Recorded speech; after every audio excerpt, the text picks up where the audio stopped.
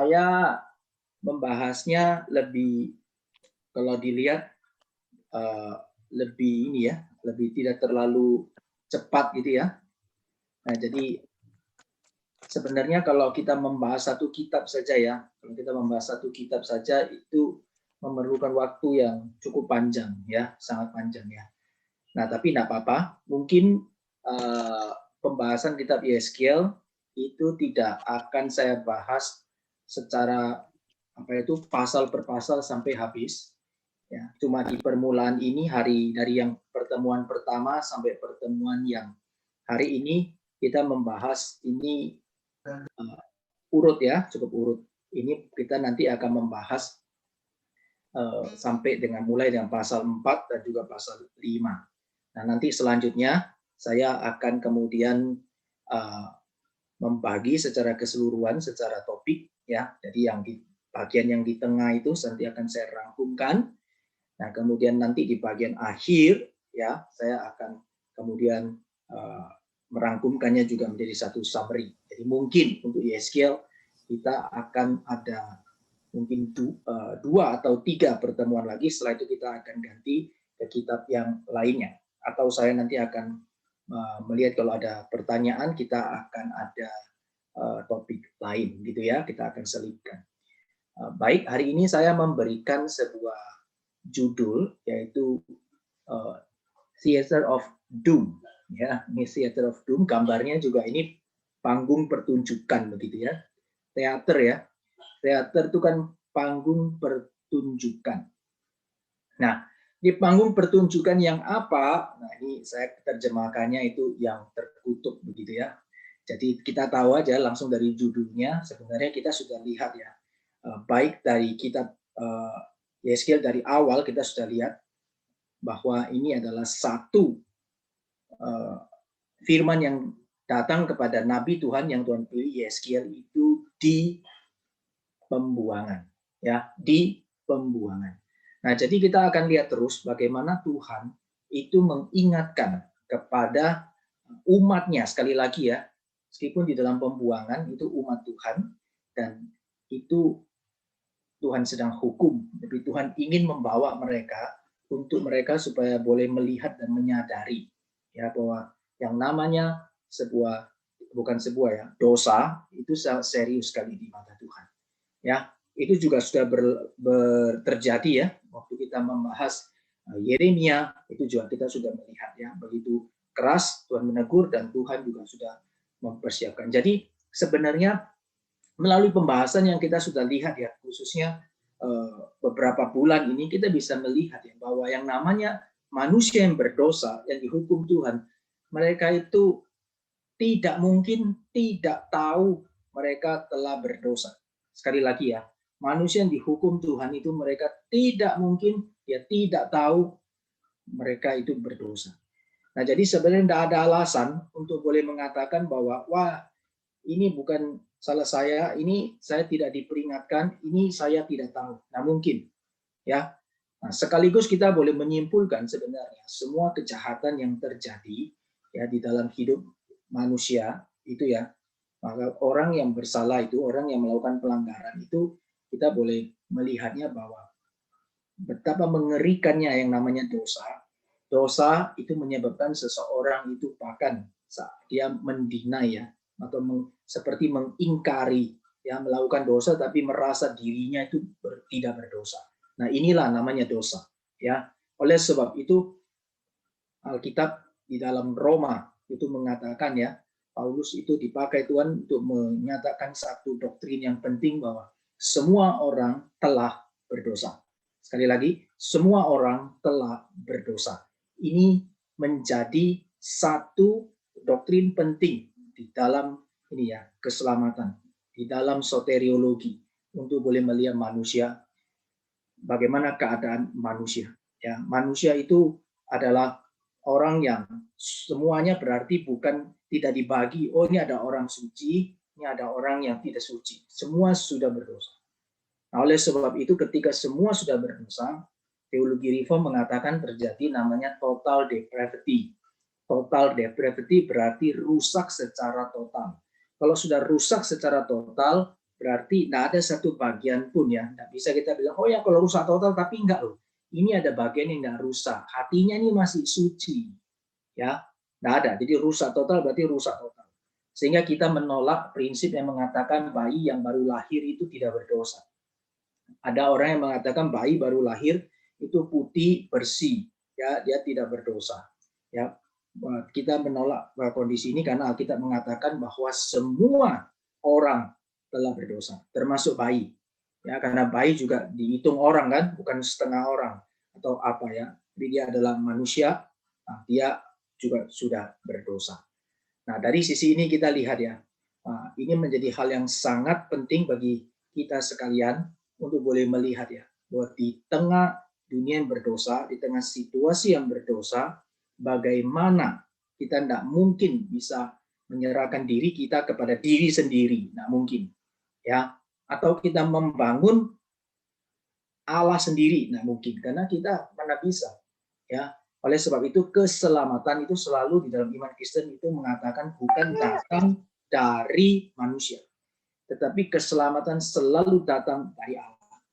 Nah, Allah datang kepada umatnya. Sama di dalam perjanjian lama kita sudah lihat selalu Allah datang kepada umatnya, Allah datang memanggil umatnya, Allah datang memilih orang-orang pilihannya. Yang kemudian nanti Allah membentuk bangsa Israel sebagai umat pilihannya. Nah, setelah bangsa yang dibentuk ini, kita juga lihat bagaimana Alkitab menyatakan kepada kita manusia yang berdosa ini mempunyai kecenderungan yang selalu saja ya dia memberontak kepada Tuhan. Ya, tetapi gambaran Allah yang setia, gambaran Allah yang adil itu sudah dinyatakan di dalam perjanjian lama dan di dalam kitab suci sejak dari mulanya. Jadi kita harus melihat Allah kita jangan cuma separuh ya. Kadang kita nggak lengkap. Allah kita itu kasih. Nah, kalau kita lihat cuma separuh, maka nanti hidup kita seakan-akan kita melihat, wah segala sesuatu boleh. Tuhan dah hukum, tenang aja. Tuhan itu sabar kok. Tuhan panjang sekali sabarnya. Sampai berapa itu? 70 kali 7 kita buat salah pun nggak apa-apa. Buat aja terus. Ini salah ya. Nggak boleh. Ya, 70 kali 7 Tuhan kasih tahu ya panjang sabar itu bukan berarti menyatakan Allah tidak menghukum. Tapi menyatakan bahwa tanpa Allah, tanpa Tuhan beranugerah, manusia tidak mungkin bisa itu mendapatkan kasih Allah. Itu poinnya. Ya, oleh sebab itu mari kita sekali lagi melalui kitab-kitab nabi ya yang kita bahas khususnya Yeskiel juga kita sekali lagi dinyatakan betapa Allah kita itu Allah yang adil dan pada saat yang sama Allah yang sangat mengasihi umatnya. Ya, nah ini biar menjadi satu pengantar yang kembali mengingatkan kita dan menyegarkan, menguatkan, dan mengingatkan. Sekali lagi ya, pengantar yang menyegarkan, menguatkan, dan jangan lupa ya, mengingatkan. Ya, nah, oleh sebab itu kita sebagai orang yang sudah percaya Tuhan, ingat seumur hidup harus tetap di dalam Tuhan dan tetap kita dengan gentar ya ikut Tuhan ya. Baik, saya akan share screen, kita mulai.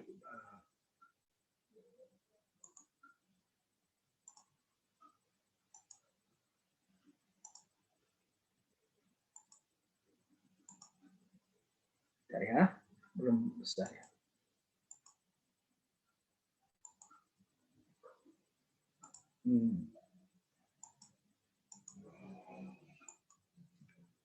Bentar ya.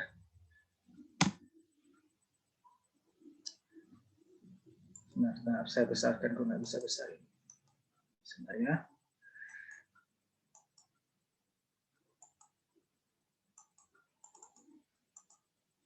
Oke, sebentar saya ulangi lagi kok nggak bisa. Sebentar, sorry.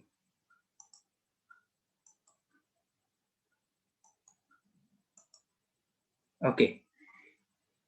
Baik, inilah judul kita hari ini dan saya memang sengaja membuat brosurnya itu berupa panggung pertunjukan teater ya. Kenapa panggung pertunjukan teater? Karena pada bagian ini kita akan melihat bagaimana Allah bekerja bukan saja melalui firman-Nya, tetapi Tuhan memakai nabinya untuk mendemonstrasikan firman Tuhan. Ya, Jadi ini seperti sebuah drama, ya, sebuah pertunjukan yang dinyatakan Tuhan secara nyata. Dan Tuhan pakai siapa? Tuhan pakai nabinya. Oke, nah sekarang kita lihat langsung saja di dalam ayatnya, pasal 4 ayat yang pertama sampai ayatnya yang ke-8. Ya, kita sama-sama mungkin boleh mengikutinya ya. Baik, saya akan membaca. Saya minta nanti Pak Richard boleh bergantian ya bersama dengan saya untuk boleh membaca ya. Saya membaca ayat yang ganjil, Pak Richard ayatnya genap. Oke. Engkau anak manusia, ambillah sebuah batu bata, letakkan di hadapanmu dan ukirlah di atasnya sebuah kota, yaitu Yerusalem. Ukirlah kota itu dalam keadaan terkepung, dirikan sebuah benteng pengepungan, timbun pula tanah menjadi tembok pengepungan, tempatkan perkemahan tentara, dan susun alat-alat pendobrak sekeliling kota itu. Lalu ambillah sebidang besi dan dirikanlah itu di antaramu dengan kota itu menjadi dinding besi. Kemudian tujukanlah wajahmu ke arah kota itu, sehingga kota itu dalam keadaan terkepung, dan engkaulah yang mengepung dia. Inilah menjadi lambang bagi kaum Israel. Berbaringlah engkau pada sisi kirimu, dan aku akan menanggungkan hukuman kaum Israel atasmu. Berapa hari engkau berbaring demikian, selama itulah engkau menanggung hukuman mereka. Beginilah aku tentukan bagimu. Berapa tahun hukuman kaum Israel, sekian harilah engkau menanggung hukuman mereka, yaitu 390 hari. Kalau engkau sudah mengakhiri waktu ini, berbaringlah engkau untuk kedua kalinya, tetapi pada sisi kananmu, dan tanggunglah hukuman kaum Yehuda 40 hari lamanya. Aku menentukan bagimu 1 hari untuk 1 tahun. Tujukanlah wajahmu kepada pengepungan Yerusalem, dan kepalkanlah tinjumu kepadanya, dan bernubuatlah melawan kota itu. Lihat, aku akan mengikat engkau dengan tali, sehingga engkau tidak dapat berbalik dari sisi yang satu ke sisi yang lain, sampai engkau mengakhiri waktu pengepunganmu itu. Iya, terima kasih Pak Rizal. Ya, jadi Bapak Ibu yang dikasihi Tuhan, kita melihat ya di dalam pasal 4 di depan di bagian pembukaannya sudah Tuhan memberikan satu gambaran yang diperintahkan yang harus dikerjakan oleh Yehezkiel. Nah, di sini kita lihat apa yang difirmankan Tuhan melalui Yehezkiel itu bukan cuma nanti menyampaikan firman Tuhan, tetapi melakukan ya satu kehidupan yang dijalankan secara nyata di tengah-tengah kaum Israel.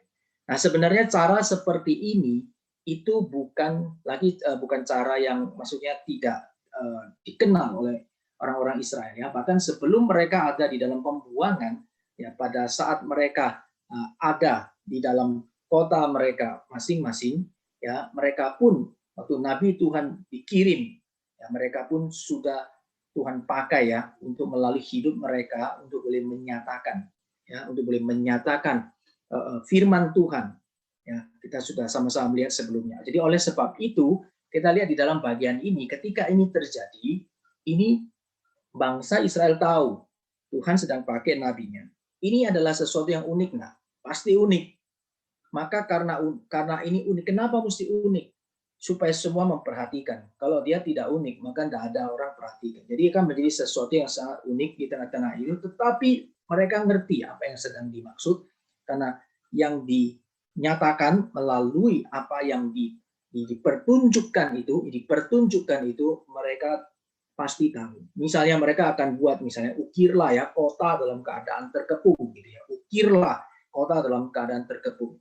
Nah, pada saat itu diukir di sana ya, kita boleh lihat bahwa orang-orang Israel mereka akan tahu keadaannya. Ini kota yang keadaan terkepung. Berarti ini ada sedikit kayak mengingatkan ya kondisi mereka sebelum mereka ditawan, mereka terkepung di Yerusalem. Ya, Yehuda khususnya. Mereka terkepung di sana. Dan kemudian dikasih satu gambaran lagi tentang pengepungan, kemudian adanya tembok pengepungan ya. kemudian perkemahan tentara dan seluruhnya itu kondisi-kondisi itu mereka ingat dan mereka tahu. Ya ini sedang bicara tentang mereka. Ya ini ditujukan bagi mereka. Kemudian dibuat ya sedemikian rupa sehingga menjadi satu model gitu ya. Kemudian Yeskiel disuruh mengarahkan wajahnya ke arah kota itu, gitu ya. Mengarahkan wajahnya dalam seluruh kota itu, melihat ke sana ke kota itu, saya membawa kepada orang-orang Israel juga suruh kamu lihat apa yang sedang terjadi terhadap dirimu, ya.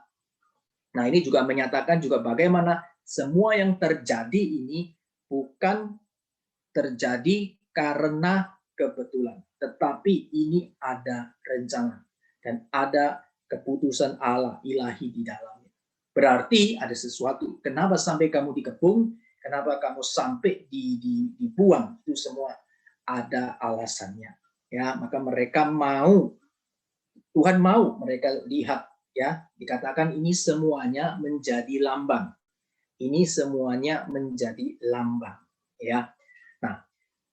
Kemudian kita lihat sama-sama di sini ya. Ada beberapa hal yang mungkin coba kita lihat. Kita mungkin coba mengerti, bisa dapat satu gambaran yang ini ya. Secara umum kita bisa dapat gambarannya, tapi saya coba akan bersama-sama kita belajar hal-hal yang mungkin lebih detail di dalamnya. Ya. Nah gambarannya saya coba tunjukkan ya. Mungkin ini kan tulisan, saya coba cari gambar. Mungkin tidak mewakilkan semuanya ya, karena di sini misalkan ada hal-hal dikatakan ada timbunan tanah gitu ya, yang sebagai tembok pengepungan, ada perkemahan tentara, alat-alat pendobrak, mungkin ini tidak kelihatan. Dan juga misalnya kepalkan tinjumu ya, atau juga dirinya yang terikat dengan tali, mungkin ini tidak terlihat ya. Tetapi mungkin ini bisa menggambarkan kira-kira ya, kira-kira seperti ini. Ya, kira-kira ya. Jadi kita kalau digambarkan ini beberapa ilustrasi ya, orang-orang yang Bible Illustrator berusaha menggambarkan, tetapi saya kira hanya menolong kita bisa melihat apa yang dilakukan oleh sang nabi dia, Yeskiel khususnya, ini terhadap apa yang Tuhan mau suruh perintahkan gitu ya. Nah, jadi kita bisa lihat kira-kira gambarannya seperti ini. Ini perannya ini, aktornya ini Yeskiel.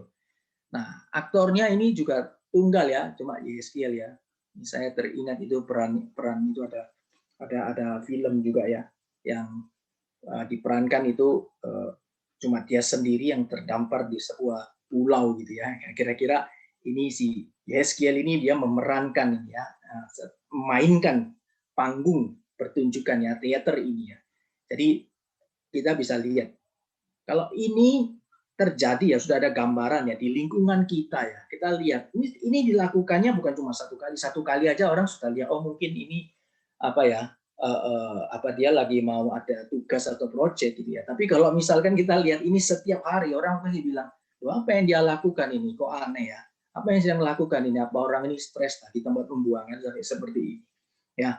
Nah kita bisa lihat ini sebuah beban pelayanan. Jadi pelayanan ya, dipanggil melayani Tuhan itu, Tuhan menuntut ketaatan, tapi kita bisa melihat ya, ketaatan itu kepada Tuhan itu benar-benar sifat yang mutlak ya. Bapak Ibu yang dikasihi Tuhan ya, ketaatan kita kepada Tuhan itu bukan sifatnya relatif. Saya ikut Tuhan itu boleh pilih, enggak. Jadi di sini kita lihat melayani Tuhan itu sifatnya itu adalah taatnya itu mutlak ya. Nah, di sisi lain kita juga bisa lihat ya bahwa melayani Tuhan berarti kita harus ikut persis Tuhan bilang apa, kita lakukan apa. Nah, ini yang kadang kita nggak ngerti, betul nggak? Kalau kita di dalam pergumulan kita ya sebagai anak-anak Tuhan, seringkali kita nggak ngerti, Tuhan masa kayak gini sih? Ini loh sudah nggak sesuai dengan zamannya. Ini kayaknya ya sudah kuno, gitu loh ya. Karena ada orang bilang, masa mau tetap ikut buku kuno ini? Sampai zaman itu membawa Alkitab itu sebagai buku kuno. Ini pengertian ini ya sebenarnya adalah satu hal yang sangat berbahaya. Sehingga banyak kali kita menemukan gereja Tuhan, para hamba-hamba Tuhan akhirnya mengatakan begini, ayo kita menyampaikan kitab suci dengan cara ya, kita melihat dengan cara-cara yang menarik, menjangkau untuk orang-orang itu ya, seperti supaya mereka mau. Nah perhatikan ya, waktu kita misalkan mendengar kalimat ini, kita mungkin pertama kali dengarnya it's okay kan. Ayo pakai cara-cara yang menarik. Ya, supaya mereka mau, supaya umat Tuhan mau. Nah, sekarang kita lihat ya. Di sini sebenarnya ada satu kandungan yang berbahaya. Dalam arti begini, seakan-akan kita misalnya lakukan di generasi kita, mau menunjukkan bahwa, oh Alkitab ini tidak menarik. Firman Tuhan ini not interesting at all. Tidak menarik sama sekali. Firman Tuhan ini ya sudah buku kuno lah. Oleh sebab itu, ayo kita pikirkan cara supaya bagaimana buku kuno ini bisa hidup kembali. Nah, ini sebenarnya bahaya ya, yang kita mesti sadari ya. Nah, lalu bagaimana semestinya? Semestinya kita harus menyampaikan firman Tuhan persis seperti apa yang Tuhan mau. Ya, terus misalnya tanya, "Oh, Pak, berarti apakah cara-cara kita tidak boleh?" Nah, itu sebagai sebuah hal yang mungkin lebih relatif. Tapi jangan sampai ya generasi kita atau orang-orang yang kita layani itu kemudian melihatnya bahwa Alkitab itu tidak menarik. Lebih menarik apa? Lebih menarik itu mungkin kondisi-kondisi atau apa itu namanya kebenaran-kebenaran dunia ya, dalam arti maksudnya kayak itu fenomena-fenomena dunia yang ada, kemudian apa yang sedang yang sedang viral saat ini, nah, apa yang perlu pengalaman-pengalaman yang terjadi dan sebagainya, sehingga Alkitab tidak lagi menjadi buku yang menarik. Nah, ini bahaya sekali. Nah, oleh sebab itu mari kita justru mau ajak setiap generasi, setiap anak-anak Tuhan lihat firman Tuhan itu adalah makanan bagi jiwa kita. Nah, ini yang mesti ditanamkan sehingga mereka tahu ya, firman Tuhan itu adalah makanan bagi jiwa kita, dan maka kita membutuhkan firman Tuhan. Ya, kita yang membutuhkan firman itu, dan tanpa firman Tuhan kita tidak mungkin ya bisa mendapatkan apa yang menjadi isi hati Tuhan, karena semua ada di situ. Nah, ini menjadi sebuah konsep penting sehingga waktu kita memberikan pengertian ini, maka setiap anak-anak Tuhan dia tahu ya, saya yang harus ikut firman Tuhan. Firman Tuhan bilang apa, saya taati, saya ikuti. Ini ya kira-kira. Jadi kita bisa lihat di dalam bagian ini Yeskiel benar-benar taat apa yang Tuhan perintahkan dia kerjakan. Kita lihat ya, pada waktu awal kita sudah lihat, sebenarnya dia sendiri itu juga ada satu sifat yang maksudnya, aduh kok kenapa saya mesti melakukannya? Kalau bisa saya menolak. Ya. Tapi ternyata dia tetap taat. Dia ada pergumulannya, tapi dia memilih akhirnya. Ya, Yeskiel itu mengambil satu komitmen, saya mau taat kepada Tuhan. Nah, berarti ketika kita sudah taat dan melakukan persis seperti apa yang Tuhan mau, maka berikutnya pasti menuntut sacrifice, pasti menuntut pengorbanan, ya, pasti menuntut pengorbanan. Nah, oleh sebab itu melayani Tuhan tidak mungkin tidak berkorban. Sekali lagi, Bapak Ibu yang dikasihi Tuhan, melayani Tuhan tidak mungkin tidak berkorban. Semua yang melayani Tuhan pasti dia berkorban. Berkorban atas apa? Atas waktunya. Berkorban atas apa? Atas hidupnya. Berkorban juga mungkin atas apa? Hartanya, atas tenaganya. Banyak apa? Karena itu menunjukkan apa? Menunjukkan bahwa Tuhan kita mengasihi Tuhan itu melebihi apa yang kita punya. Karena dia adalah Tuhan, maka aku melayani dia seumur hidupku. Ya, jadi ini dari gambaran ini kita bisa melihat ya. Kemudian kita maju lagi. Nah, ini menjadi sebuah model adegan ya. Jadi waktu Yeskiel membawa model ini, dia memerankan drama ini, pertunjukan ini, maka terlihat orang-orang yang datang lihat itu ngerti ya bahwa ini apa yang dilakukan ya. Mereka bisa mempunyai satu bayangan, tadi saya sudah sebutkan ya, kita sudah baca juga bersama, ada detail pengepungan yang sudah dikenal karena sudah dialami ya, ada konsep benteng ya, timbunan tanah, perkemahan dan seterusnya. Oke ya, jadi ini kira-kira gambarannya yang secara visual atau gambar yang kita bisa lihat bersama-sama meskipun dia tidak sempurna ya. Oke. Nah, lalu ini juga ya, ini saya coba cari bagian lain. Jadi ini ada dua, left side sama right side, ini dalam arti dia harus berbaring ya. Dia harus berbaring, untuk berbaring ini di sebelah kiri 390 hari, kemudian di sebelah kanan 40 hari. Ya. 390 hari ini simbolik ya, simbolik ini dia untuk boleh menanggung ya, bears the sins atau menanggung daripada dosa-dosa Israel ya. Ini yang utara ya, Northern Kingdom ya, Israel, dan yang right side ini 40 hari ini menanggung untuk dosa-dosa atau pelanggaran Yehuda selama 40 hari. Ya, selama 40 hari. Kenapa ada perbedaan secara simbolik? Karena ini boleh menunjukkan satu dosa-dosa yang dilakukan ini oleh ini ya, apa namanya, utara ini ya. Mereka lebih jahat daripada yang Yehuda begitu ya, sehingga mereka juga boleh terlebih dahulu ya mereka ditawan ya dalam pembuangan. Ya, jadi hanya secara simbolik ya gitu ya. Lalu juga menunjukkan ini ada 10 suku dan yang sebelah kanan ini ya ini ada satu suku ya, biasa disebut satu suku lah ya, meskipun ada Benyamin tapi tetap dilihatnya Yehuda. Oke ya, ini adalah sebuah gambaran ya. Nah, jadi ada orang itu berusaha untuk mencari-cari ya, ini kira-kira seperti apa waktu ini 390 hari apa 40 hari apa dan sebagainya. Nah, ada banyak sekali pandangan, tetapi saya melihat yang saya setuju, yang saya pakai itu yang sifatnya adalah simbolik. Jadi simbolik ya, sebuah kombinasi simbolik begitulah ya. Nah, saya coba pakai yang pandangan berikut ya. Jadi combination perspective view ya, punyanya ini ya, combination perspective view punya Gardiner ini ya. Ini kira-kira simboliknya begini ya. Kira-kira simboliknya adalah ini menunjuk ini di dalam Keluaran 12 ayat 40 ya. Ini jumlah hari sebagai simbolik masa-masa Israel ya selama dalam perbudakan. Jadi di dalam Keluaran 12:40 itu lamanya orang Israel diam di Mesir itu 430 tahun.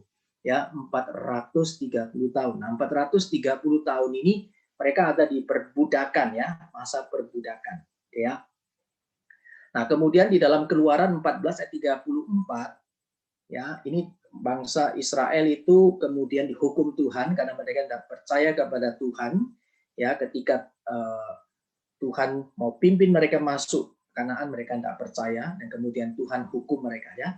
Sesuai dengan jumlah hari yang kamu mengintai negeri itu, yakni 40 hari, satu hari dihitung 1 tahun, jadi 40 tahun lamanya. Kamu harus menanggung akibat kesalahanmu supaya kamu tahu rasanya jika aku berbalik daripadamu. Jadi ini pelanggaran ya, bagaimana pemberontakan terjadi dan Tuhan menghukum mereka. Jadi 40 tahun bangsa Israel dihukum di padang gurun itu adalah Tuhan hitung apa? 40 hari. Satu hari itu dihitung 1 tahun. Jadi dihukum selama 40 tahun. Mereka harus sampai mati satu generasi ini ya. Jadi dia tidak, generasi tersebut yang jahat itu tidak masuk ke Kanaan. Ya, di sini kita juga bisa lihat tadi ada satu ayat yang mengatakan 1 hari mewakili 1 tahun. Nah, di dalam bagian ini kita bisa melihat bersama-sama. Nah, 430 tahun ini adalah waktu total ya di dalam perbudakan itu. Oke. Nah, kemudian 40 hari ini yang mereka juga dalam konteks penghukuman tersebut, ini dari perbudakan, ini penghukuman. Nah, maka di sana secara kombinasi itu dibagi ya. Jadi 40 tahun ini untuk Yehuda dan dikurangi 430 kan jadinya 390 hari. Jadi ini sifatnya kombinasi ya. Tapi dalam kombinasi kita coba melihat ini ya secara tahun jumlahnya seperti apa pembagiannya. Yang bagi yang kombinasi seperti ini saya masih bisa terima gitu ya. Nah, tetapi secara persisnya menyatakan seperti apa itu ada banyak sekali tafsiran ya. Ada juga tafsiran yang mengatakan pelanggaran itu 40 kalau orang berdosa itu dihukum cambuk itu ya, dipukul 40 kurang 1 ya, 40 kurang 1 kan 39 ya, 39 itu kalau untuk orang Israel yang di 10 suku berarti 39 kali 10 390 gitu kira-kira ya. Nah, sedangkan untuk yang Israel untuk yang Yehuda itu tetap 40. Nah, ada yang mempunyai ini tafsiran ya, mereka coba lihat secara simboliknya.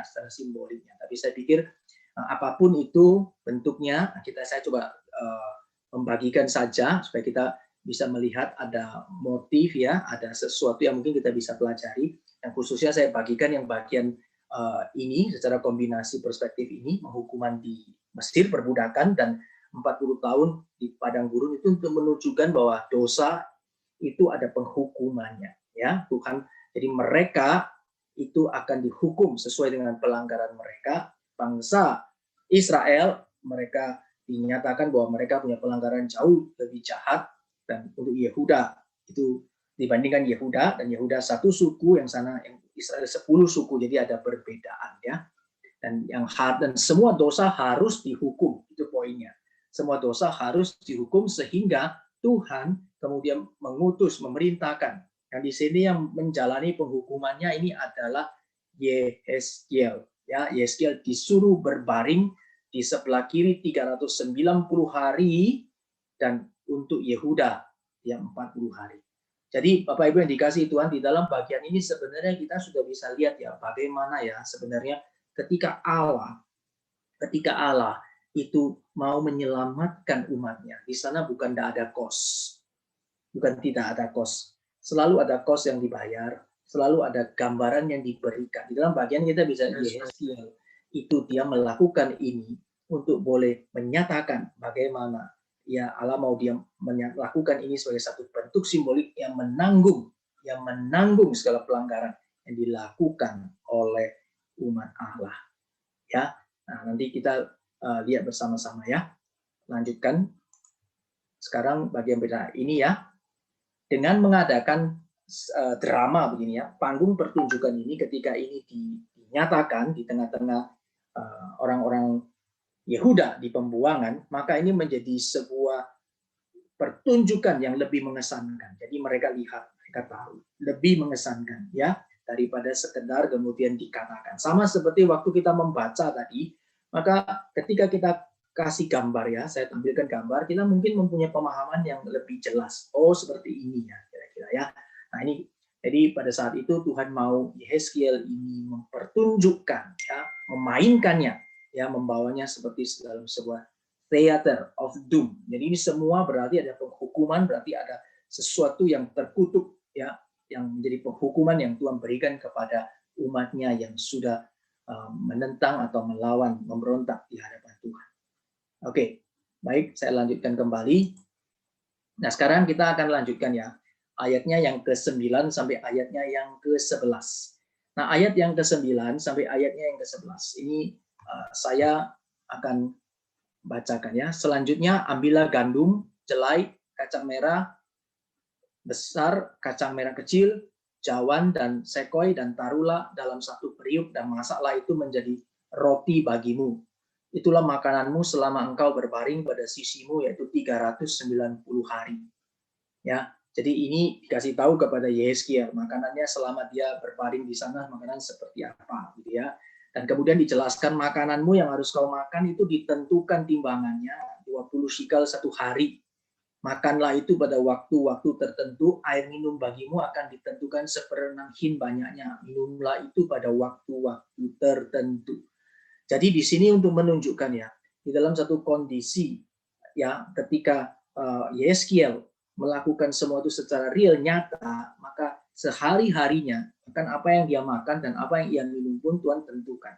Nah, ini untuk menunjukkan apa? Mari kita coba sama-sama melihat ya. Yang pertama ya, ini gandumnya dicampur dengan jelai, kacang merah dan sebagainya. Ini merupakan sebuah campuran yang kemudian akan menjadi roti yang tentunya ya tidak biasa bagi mereka.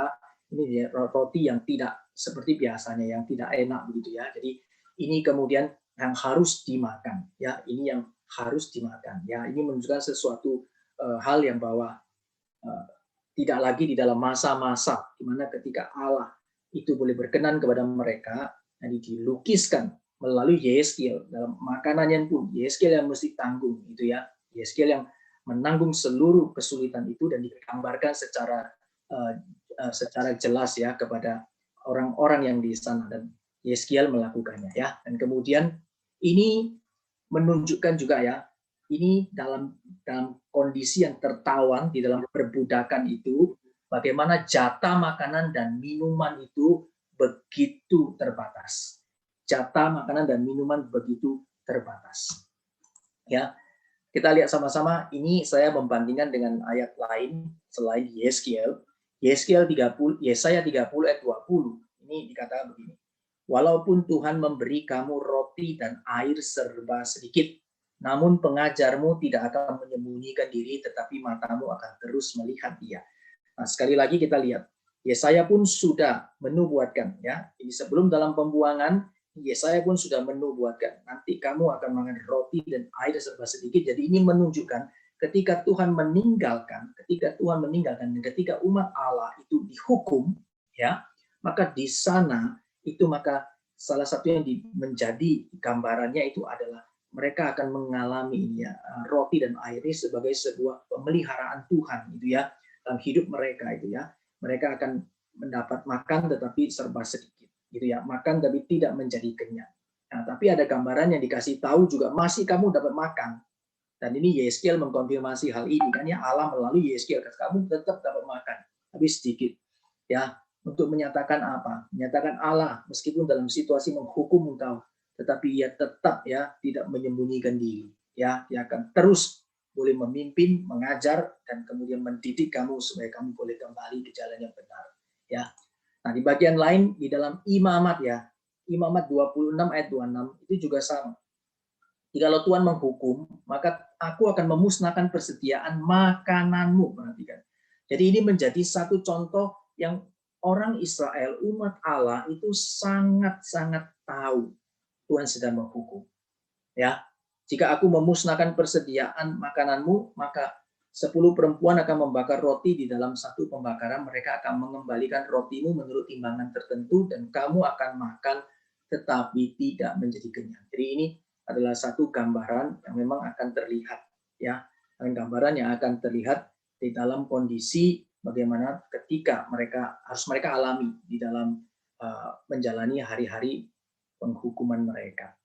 Ya, nah ini lanjut. Sekarang kita lihat berikutnya ayat yang ke-12 sampai dengan ayatnya yang ke-17 ya, ayat 12 sampai ayat yang ke-17.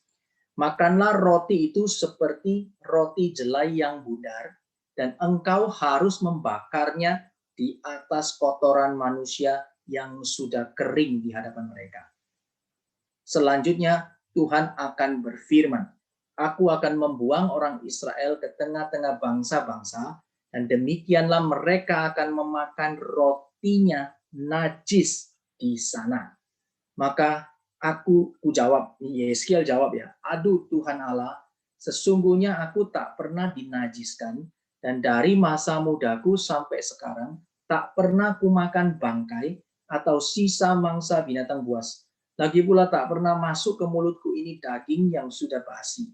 Lalu firman-Nya kepadaku, lihat, kalau begitu aku mengizinkan engkau memakai kotoran lembu, ganti kotoran manusia, dan bakarlah rotimu di atasnya. Sesudah itu ia berfirman kepadaku, hai anak manusia, sesungguhnya aku akan memusnahkan persediaan makanan di Yerusalem dan mereka akan memakan roti yang tertentu timbangannya dengan hati yang cemas, juga mereka akan meminum air dalam ukuran terbatas dengan hati yang gundah gulana, dengan maksud supaya mereka kekurangan makanan dan minuman dan mereka semuanya menjadi gundah gulana sehingga mereka hancur di dalam hukumannya.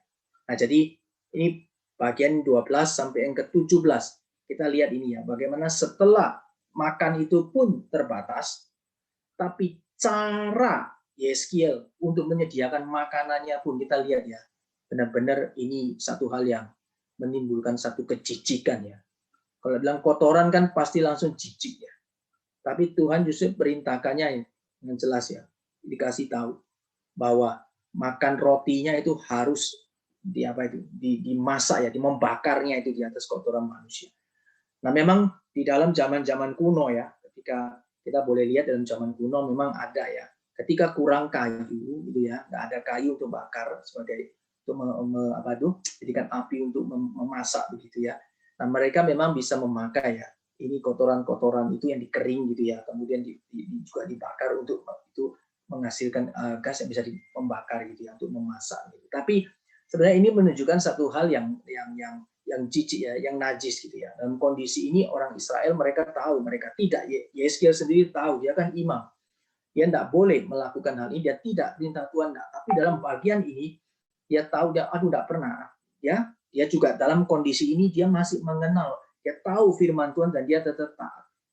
Tapi kita lihat di sini ya, Tuhan seperti memberikan satu apa ya, kayak kendor gitu ya, maksudnya satu ruang lah, oke. Ya, karena dia tidak mau pakai kotoran manusia, kemudian Tuhan bilang mengizinkan pakai kotoran lembu ganti kotoran manusia. Ini menunjukkan bukan artinya begini. Artinya itu hukuman itu tetap harus dikerjakan. Ya, hukuman itu bagi itu harus tetap dijalankan. Karena kejijikan itu pasti tetap ada di sana. Ya. Nah, jadi kita lihat bahwa apa yang mau dikatakan ini adalah Tuhan sedang memberikan satu gambaran bahwa dosa yang dilakukan di hadapan Tuhan itu adalah sesuatu yang sangat jijik. Itu sangat jijik. Seperti kita kalau dikasih gambaran ini, saya tidak bisa tampilkan juga ya gambarannya ya. Nanti kalau ditampilkan malah jijiknya. Ini kata-kata saja kita sudah bisa, ya ini jijik ya, cukup ya. Kalau dikeluarkan apa namanya gambarnya nanti ini lebih sulit ya, lebih jijik lagi begitu ya. Jadi ini jelas sekali, ini menunjukkan sesuatu yang sangat menjijikkan ya, sangat menjijikkan. Ini simbolis yang sangat menjijikkan. Jadi jemaat yang dikasihi Tuhan, Bapak Ibu yang dikasihi Tuhan, jangan kita mendukakan hati Tuhan dengan berdosa. Ya, kita yang sudah menjadi anak-anak Tuhan, mari kita menjadi anak-anak Tuhan terus setia hidup di hadapan Tuhan ya. Memang kita sadar ya, sebagai manusia tidak sempurna. Tapi hati kita harus senantiasa ingat, dan kalau ya kita jatuh di dalam kelemahan kita, mari kita bertobat, mari mohon ampun kepada Tuhan ya. Langsung ingat Tuhan, minta ampun kepada Tuhan, dan kita bangkit lagi hidup, dan jangan kita kemudian terus hidup di dalam dosa. Karena dosa itu sesuatu yang sangat menjijikkan di hadapan Tuhan ya. Maka Tuhan menunjukkan hal ini kepada nabinya untuk mendramatisirkan itu ya, apa ya, ditunjukkan ya kepada umat Tuhan yang sudah dibuang itu, dikasih tahu sama mereka ya, kondisi yang seperti itu sebenarnya itu menggambarkan diri mereka ya, yang begitu najis di hadapan Tuhan. Nah, ini menunjukkan juga bahwa dosa tidak bisa kompromi, sehingga keselamatan ya bagi kita sebagai umat manusia yang berdosa ya, umat manusia di seluruh dunia, keselamatan itu benar-benar adalah satu hal yang hanya Tuhan bisa kerjakan. Karena manusia yang sudah jatuh di dalam dosa itu sama ya, sebagai kejijikan ini di hadapan Tuhan. Bagaimana dia bisa mempersembahkan hal yang baik dari yang jijik? Saya ngerti ya, maksudnya bisa nggak ya dari kita mengatakan ini ya, dari yang jijik itu ya, kemudian dipersembahkan kepada Tuhan, mau dibuat apa? Nggak mungkin. Oleh sebab itu ada firman Tuhan mengatakan kesalehanmu seperti kain kotor. Ya, kesalehan manusia seperti kain kotor di hadapan Tuhan. Kenapa? Karena dosa itu jijik. Ya, bayangkan ini lebih kita bisa lebih paham lagi ya. Bukan cuma sekedar kain kotor ya. Kalau ini kotoran ya, bisa menjijikkan. Oke ya. Nah, jadi baiklah kita belajar menjadi anak-anak Tuhan, terus hidup setia, terus hidup mengikut Tuhan. Seumur hidup kita sadar kita memang tidak sempurna. Tapi jangan kita lihat diri kita yang tidak sempurna. Mari kita melihat Tuhan Yesus sebagai teladan, Dia yang ditetapkan Allah, ya, menjadi teladan bagi kita semua. Kita lihat kepada Tuhan, minta kekuatan Roh Kudus pimpin kita menjalani hidup kita satu-satu, terus hidup bagi Tuhan. Ya. Kemudian kita lihat, ini juga menunjukkan sebuah kengerian, ya, kengerian yang ekstrim, ya, kengerian yang ekstrim di tengah situasi di dalam pengepungan itu, ya, bahkan untuk menyediakan makanan saja itu tidak ada bahan, ya, tapi tetap harus makan. Bagaimana cara makannya? Ini menunjukkan satu kengerian yang ekstrim, ya, di tengah-tengah pengepungan dan hukuman yang Tuhan berikan. Dan ini semuanya dilakukan dengan terang-terangan, ditunjukkan secara kasat mata. Jadi Yeskel melakukan ini bukan di rumahnya sembunyi-sembunyi, kemudian tidak ada yang tahu, tidak. Ini dipertontonkan, teater. Ya, hukuman yang ya, pertunjukan yang terkutuk ini ditontonkan. ditontonkan, ya, dan ini dilakukan secara kasat mata, ya. Nah, ini menjadi satu hal ya bagi setiap kita untuk kita senantiasa lihat manusia mungkin tidak kelihatan, tetapi di hadapan Tuhan semua kelihatan. Sekali lagi ya, mari kita boleh melakukan segala sesuatu bukan untuk dilihat oleh manusia, tapi dilihat Tuhan. Ya, maka seringkali saya juga mengingatkan diri saya dan seringkali saya juga mengatakannya ya dalam setiap khotbah saya. Mari kita belajar ya. Belajar untuk apa? Untuk melakukan segala sesuatu itu untuk Tuhan, ya bukan untuk dilihat orang. Maka kerinduannya itu kalau itu boleh terjadi ya, maka dunia tidak perlu lagi CCTV. Ya, maka saya percaya nanti di sorga ya nggak ada CCTV. Semua jujur, semua integritas tinggi, semua indah, semua bagus, segala sesuatu. Kenapa? Bukan melakukan untuk dilihat orang, dilihat Tuhan. Kalau kita melakukan untuk dilihat Tuhan, nggak perlu dikontrol karena kita tahu Tuhan selalu lihat, betul nggak? Nah, itulah kekunci keberhasilan Yusuf. Ya, setiap kali membaca Yusuf, saya selalu terharu. Saya selalu dikuatkan dan diteguhkan. Kenapa? Karena Yusuf itu ya, waktu dia digoda oleh dosa, dia bilang apa? Masakan aku melakukan kejahatan yang besar ini di hadapan Tuhan, bukan di hadapan Potifar ya. Itu kan yang goda dia kan tante Poti ya, istri Potifar. Dia bukan tidak boleh saya melakukan ini, saya salah kepada suamimu gitu ya, kepada tuanku Potifar. Tidak, dia melakukan bagaimana mungkin aku melakukan kejahatan ini, dosa ini di hadapan Tuhan. Yusuf mau hidup bukan dilihat di hadapan tuannya Potifar, tapi dia hidup di hadapan Tuhan. Oleh sebab itu kita lihat ya, Potifar tahu enggak situasi ini. Potifar tetap memang membela istrinya, masukkan Yusuf ke dalam penjara. Tetapi pemeliharaan Tuhan atas Yusuf ya, itu juga melalui Potifar tentunya. Dia dimasukkan bukan ke sembarangan tahanan ya, tapi itu tahanan untuk para pejabat itu. Nah, jadi di sana itu juga ada pemeliharaan Tuhan yang ajaib. Ya, setiap orang yang sungguh-sungguh hidup bagi Tuhan mungkin menderita, mungkin hadapi kesulitan. Tapi percayalah, Bapak Ibu yang dikasihi Tuhan, kalau Tuhan menyertai kita ya, kesulitan sebesar apapun tidak bisa itu ya merampas segala sukacita dan pemeliharaan Tuhan. Ya, ini menjadi hal yang penting. Kita terus setia, menderita. Ya, mengikut Tuhan itu pasti ada pergumulan. Tapi ingat, ikut Tuhan senantiasa. Pemeliharaan Tuhan itu nyata. Di dalam segala kesulitan, Tuhan tidak tinggalkan hamba-hambanya yang setia. Itu adalah sesuatu yang sangat mutlak. Ya, Alkitab nyatakan, dan saya sangat percaya kepada firman Tuhan ini. Dan kiranya ini boleh menjadi iman kita semuanya. Oke. Nah, berikutnya adalah di sini dikatakan ya, ketika manusia itu kemudian melawan Tuhan dan berbuat dosa, maka di situ akan hilang sukacita dan adanya kecemasan. Waktu kita jatuh dalam dosa ya, langsung hilang kan sukacita dan damai. Itu diganti pasti langsung cemas ya. Aduh, ya, susah dan sebagainya. Nah, kalau kita masih bisa susah, harus kita bersyukur, Bapak Ibu dikasihi Tuhan. Kalau waktu kita jatuh dalam dosa, kita cemas. Hati kita tertegur. Roh kita itu menjadi lesu. Kita mesti syukur sama Tuhan. Kenapa? Berarti kita itu Roh Kudus bicara sama kita. Berarti kita ini anak Tuhan yang Tuhan jaga. Tuhan bilang, kamu sudah berdosa. Kamu telah melanggar perintahku. Wah, hati kita sukacita hilang, damai sejahtera tidak ada karena kita sudah tidak taat kepada Tuhan. Ini kita harus segera apa? Kita langsung berlutut, kita bertobat. Ya, nah di sisi satu ya, kalau orang itu sudah tidak ada sukacita, kamu berbuat dosa maksudnya, terus senang-senang ya, tidak rasa dia bersalah kepada Tuhan, nah itu celaka. Jangan-jangan bukan anak Tuhan.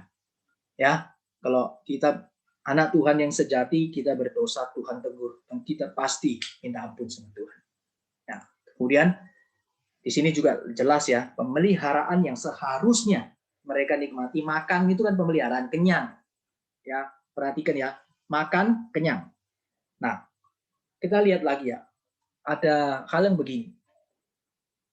Apakah makan mesti makan cukup banyak jumlah porsinya baru kenyang? Nah, kita diskusi. Saya stop share dulu. Coba, saya mau tanya. Yang namanya makan itu, dalam jumlah kuantitas baru kenyang atau bagaimana? Silakan, siapa yang mau nanggapi? Ngerti nggak maksud saya? Sekali lagi ya, kita bicara soal makan ini. Ya, makan itu kalau kurang makan tidak kenyang, ya. Atau bagaimana? Atau harus makannya porsinya cukup baru kenyang. Di dalam gambaran yang kita sama-sama pikirkan. Dan bagaimana menurut Bapak Ibu sekalian di dalam Kejadian sampai Wahyu tentang makanan? Coba kita diskusi. Ya, kalau soal makanan mungkin diskusi bisa lebih hangat ya. Ayo, silakan. Ya, ibu-ibu biasanya kalau masalah makanan ya. Oh, ibu-ibu ya. Oh, oke. Silakan. Ibu-ibu biasa diet loh, tetap kenyang gitu ya. Ah, gimana? Coba silakan. Siapa saja, ayo diskusi yuk. Soal makanan nih. Siapa ibu-ibu yang biasa memasak makanan ini, menyiapkan untuk keluarga makan. Bagaimana? Silakan. Bapak-bapak juga boleh lah, ya. Jangan dia. Ini ibu siapa ya? Ini Cimefang mungkin biasa masak. Babi kecap ya biasanya apa ini? Ya kalau ada maksudnya ya, kalau menurut saya memang kalau sedikit itu dibilang kenyang, enggak kenyang ya. Tetapi kalau di sini tuh kalau seperti kayak bangsa Israel di padang gurun itu kan juga ngambil mana secukupnya, ya kebutuhan secukupnya. Kalau nyimpen kan rusak buat besok. Itu artinya kan maksudnya supaya mereka itu bergantung sama Tuhan. Maksudnya Tuhan memelihara begitu loh. Jadi begitu maksudnya. Oke. Ya. Oke, Cimefang. Terima kasih ya. Terima kasih. Oke, siapa lagi yang mau menyambung ya? Menyambung Cimefang ya, berpendapat mungkin ada pandangan lain, pendapat lain, silakan berkaitan dengan makanan. Siapa lagi? Ada? Makanan. Coba. Biasa Pak Buyung deh, Pak Buyung. Pak Buyung belum bicara nih hari ini. Biasa Pak Buyung suka meramaikan ya. Silakan Pak, diramaikan. Iya. Kalau saya tentang makanan begini Pak. Kita perlu mencukupkan diri dengan apa yang ada. Begitu. Dan kita perlu belajar cukup jikalau itu mungkin lebih begitu ya. Andai kata kita mendapatkan sesuatu makanan yang lebih, kita perlu belajar untuk mencukupkan diri. Jadi sudah stop cukup begitu. Kalau yang terlintasi seperti itu. Lalu bagaimana dengan yang ada begitu. Yang ada kalau yang sempat Tuhan ingatkan itu pertama berbagi. Berbagi. Kedua, ya kalau memang tidak ada kesempatan untuk berbagi, begitu ya disimpan ya, untuk hal yang ya disimpan untuk hari yang akan datang atau bagaimana. Yang penting cukupkan apa yang ada, belajar seperti itu. Gitu. Dan ya Tuhan mengingatkan hal itu selama 5 tahun ini pada waktu saya pelayanan. Sebelumnya saya ini orangnya gemuk sekali. Pak Richard tahu Pak Richard yang waktu saya di Malang. Itu kelebihan itu menurut saya. Tapi kali ini Tuhan mengajarkan seperti itu berkaitan dengan makanan. Terima kasih. Oke, terima kasih untuk Pak Buyung ya. Wah, saya nggak ada fotonya yang dulu ya Pak ya. Berarti dulu gemuknya berapa kilo itu Pak? Wah, saya dulu waktu chatting nickname saya itu waktu dulu kan namanya waktu chatting kan pakai nickname kan. Atau kalau saya dulu pakai radio komunikasi, saya punya nickname itu FM 105 Pak. Oh, FM 105. Beratnya ya Iya. Pak? Ya itu The Fat Man 105. The Fat Man 105 ya. Oke Pak ya. Jadi sekarang sudah enggak 105 ya? Iya, udah turun banyak ini. Oke, terima kasih. Baik, satu lagi. Coba satu lagi saya beri kesempatan. Siapa? Satu lagi. Siapa saja yang mau komen soal makanan ya? Ada? Satu lagi.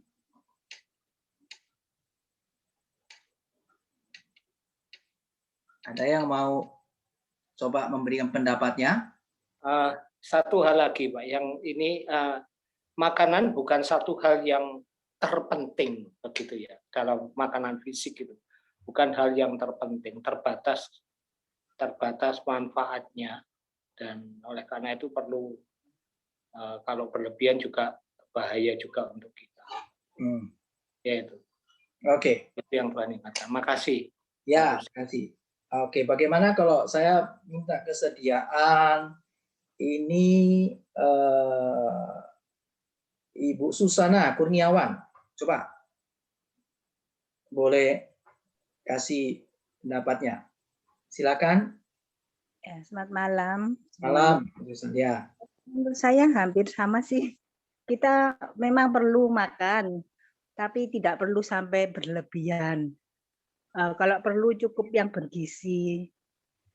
Ya, ada sayur, ada ikan, nasi sedikit aja. Tidak terlalu, ya semacam itulah Pak Rusli. Jadi kita makan terlalu banyak pun lambung akan terasa tidak enak juga ya, sakit gitu. Jadi Tuhan mengajarkan kita untuk makan secukupnya dan juga tidak terlalu memikirkan untuk kedepannya, belajar untuk bersandar pada Tuhan. Gitu aja Pak Rusli. Oke, ya. Baik. Jadi saya dari diskusi kita saya ngambil satu kesimpulan ya. Bicara soal makanan itu bicara soal bersandar kepada Tuhan, ya, pemeliharaan yang disandarkan kepada Tuhan. Nah, oleh sebab itu kita boleh lihat kalau sampai kita makan satu hari kemudian kita bisa punya rasa sandar kepada Tuhan dan syukur kepada Tuhan, maka pada saat itu ya kita boleh menemukan diri kita penuh ucapan syukur dan di sana kita boleh kenyang. Ya, boleh kenyang. Ya, meskipun mungkin kelihatan bagi orang lain itu lapar ya. Harusnya lapar. Tapi karena dia sandar Tuhan, dia kemudian ikut percaya kepada Tuhan, syukuri apa yang dia boleh nikmati dan dia menikmati semua itu di dalam Tuhan, maka menurut orang mungkin kok kayaknya dia mestinya lapar ya, tapi Tuhan berikan kenyang. Ya, nah saya lanjutkan ya. Itu memang ada sedikit satu pernyataan bagaimana Mas, coba kita sama-sama lanjutkan. Nah, saya mau share screen dulu bagian ini ya. Sebelum saya lanjutkan itu, saya mau share screen ini. Oke.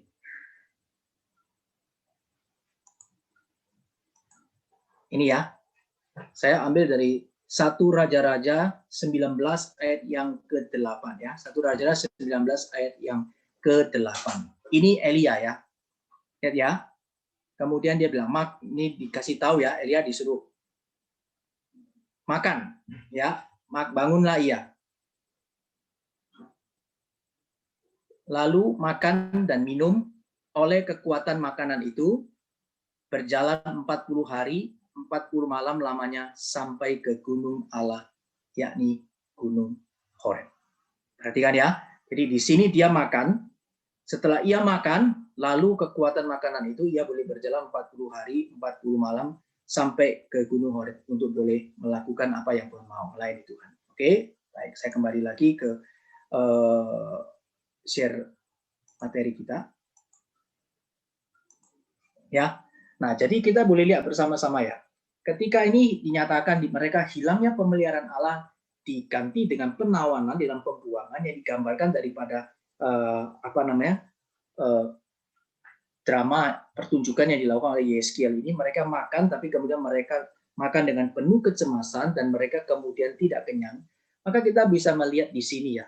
Sebenarnya ada satu hal yang kita boleh lihat ya. Yang pertama tadi sudah diingatkan melalui sharingnya Ibu Ruth ya, Jimefang ya, yang mengatakan tentang mana yang Tuhan sediakan selama 40 tahun di padang gurun itu Tuhan cuma suruh ambil secukupnya, ya, cukupnya makan dan mereka kenyang terus sudah. Nah, tapi kita boleh lihat lain kedua tadi yang saya tunjukkan melalui Elia ya. Elia itu disuruh makan. Ya, memang kita melihat ini satu makanan yang khusus ya bagi Elia. Makan cuma satu kali. Makanya saya bilang tadi secara manusia kelihatan Elia kan tidak kuat. Masa makan cuma satu kali itu jalan 40 hari? Makan apa itu? Siapa yang bisa makan satu kali terus jalan 40 hari? Nah, tapi di sini kita mau lihat kitab suci memberikan kita satu pengertian, satu hal yang sangat prinsip, bahwa sebenarnya yang membuat manusia hidup itu bukan makanan. Ini prinsipnya ya. Tetapi sebenarnya kita bisa lihat lagi nanti di dalam perjanjian baru kita boleh lihat ya bagaimana Tuhan Yesus boleh mengatakan ya, bagaimana makanan Tuhan Yesus itu adalah melakukan kehendak Allah, melakukan kehendak Allah. Nah, memang secara manusia kita perlu makan. Tetapi pada saat kita tahu ya, di dalam seluruh kehidupan kita, waktu kita makan dengan ucapan syukur kepada Tuhan, maka kita boleh menikmati yang namanya kenyang. Nah, ini yang saya mau kasih penekanan. Kenyang itu pemeliharaan, Bapak Ibu yang dikasih Tuhan. Ada orang itu yang makannya banyak, enggak kenyang-kenyang. Ya, makannya banyak, enggak kenyang-kenyang. Yaitu salah satu kita bisa kasih contoh itu ya hedonisme ya. Orang hedon itu mau makan berapa banyak dia nggak rasa kenyang, dia terus saja pakai hidupnya. Dan kita lihat akhirnya ya di dalam kita boleh lihat ya, mungkin serap perut kenyang sampai setengah mati kenyang, tapi sebenarnya dia melakukan itu terus dan menerusnya dan terjerat di dalamnya. Dan sebenarnya itu bukan kenyang yang sejati, gitu ya. Tapi kita bisa lihat ya, ada orang yang sederhana, hidup di dalam segala kecukupannya, dalam sederhana sekali, gitu ya. Kita lihat dia tetap dipelihara Tuhan, gitu ya. Hidup ya, dia boleh menikmati seluruh makanannya dengan ucapan syukur dan di sana dia kenyang. Nah, jadi waktu kita berdoa ya setiap kali makan itu bukan rutinitas dan bukan mantra. Sekali lagi, waktu kita makan itu ya kita berdoa bukan rutinitas dan mantra. Ya, supaya makanannya ini nanti supaya tidak ada racunnya. Bukan, tetapi itu kita ucap syukur. Kita ucap syukur Tuhan hari ini aku boleh makan karena aku sadar Tuhan yang memberikan padaku, dan biarlah makanan ini boleh mengenyangkan hidupku, mengenyangkan ini ya fisikku, yang membuat aku boleh hidup terus melayani Tuhan.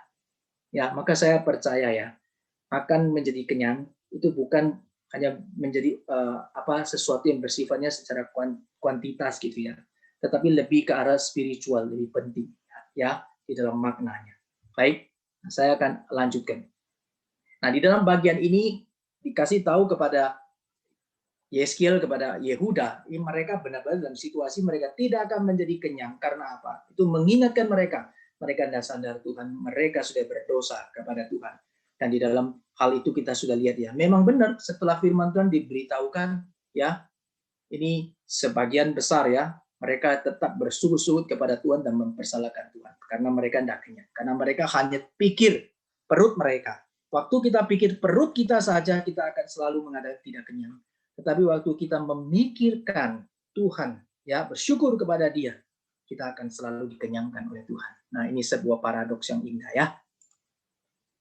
Baik, terakhir itu adalah ini ya penting ya, kesadaran ya bahwa penghukuman itu atas perbuatan jahat sendiri. Setiap kali dihukum itu ya kita harus sadar Allah itu tidak pernah ya kemudian berlaku tidak adil. Ini sangat penting untuk kita sadari. Kalau kita mengalami sesuatu yang dalam hidup kita harus senantiasa ingat Tuhan selalu adil. Kalau kita terus sudah kita mengevaluasi diri di hadapan Tuhan dan kita menemukan diri kita sudah berjalan di dalam kehendak Tuhan, maka kita percayalah Allah tetap adil. Pasti ada maksud lain yang Tuhan siapkan bagi kita ya untuk kemuliaannya. Karena Allah tidak pernah tidak adil. Nah, kalau itu kita melihat ya, semua penghukuman yang Tuhan berikan, ya ini kesadaran, berarti kita mesti ngerti ya, karena dikasih tahu di ayat yang ke-17 itu ya, sehingga mereka hancur di dalam hukumannya, itu untuk mereka sadar penghukuman itu karena perbuatan jahat sendiri.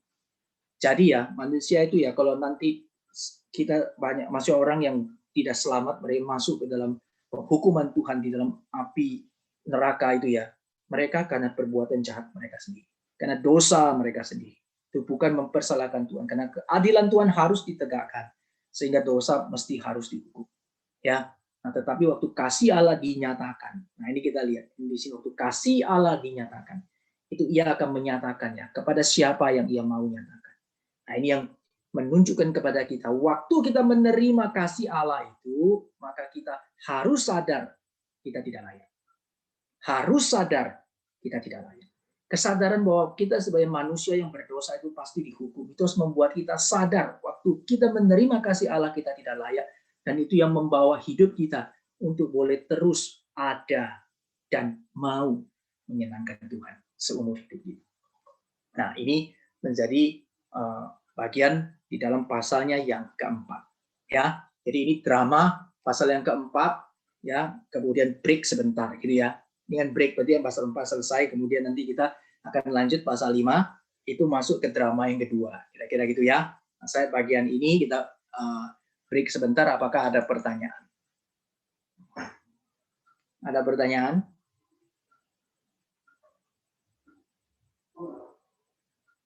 Tidak ada pertanyaan? Pak Rusli. Ya, Pak Joni, silakan. Ya, saya mau tanya. Tapi penghukuman yang dimaksud ini kan untuk zaman ini kan kita cerita kalau penghukuman kan kita itu berarti kan setelah penghakiman ya. Tapi kalau dalam hal sekarang kita manusia dalam kehidupan sekarang ini zaman anugerah ini kan berarti semua yang dilakukan Tuhan itu sebenarnya kan untuk bagi orang yang mau diselamatkan ya, bagi orang yang mau diselamatkan berarti kan cara Tuhan untuk bisa membuat dia berbalik kepada Tuhan. Kan kurang lebih begitu ya, Pak. Ya, terus? Pertanyaannya. Ya, jadi maksud saya berarti apa yang yang sekarang dilakukan Tuhan ini kan sebenarnya bukan hukuman kan.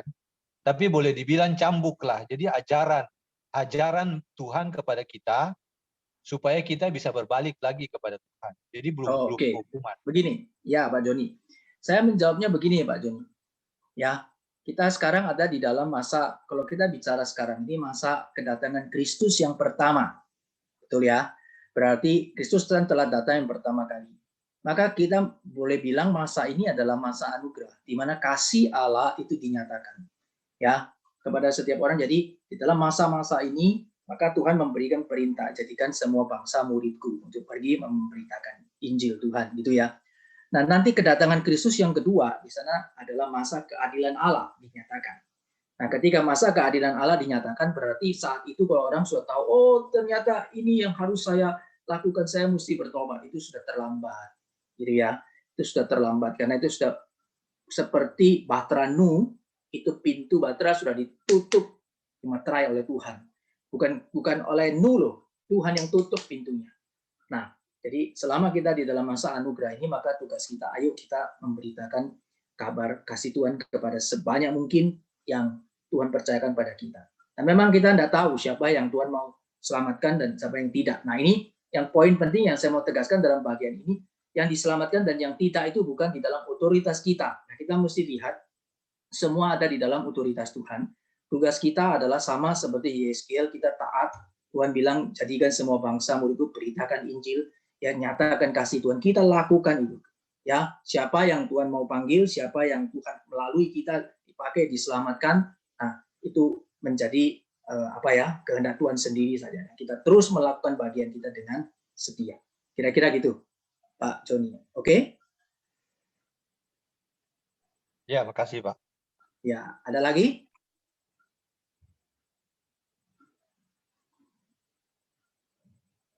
Oke, baik.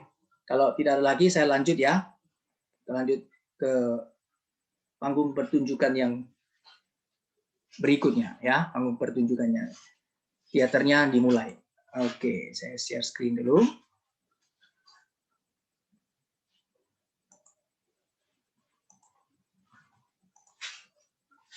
Ya. Nah, sekarang pasal yang kelima. Oke. Nah, sekarang pasal yang kelima, saya minta siapa yang bersedia boleh membaca. Langsung saja. Baca saja yang ada di depan. Itu 6 ke 7 dia mulai silakan. Sampai 8 dia stop lagi. Itu membaca grafiknya. Pasal 5 ayat 1 sampai bagaimana posisi apa? Oke, ya silakan. Ada satu orang baca. Siapa saja langsung supaya cepat.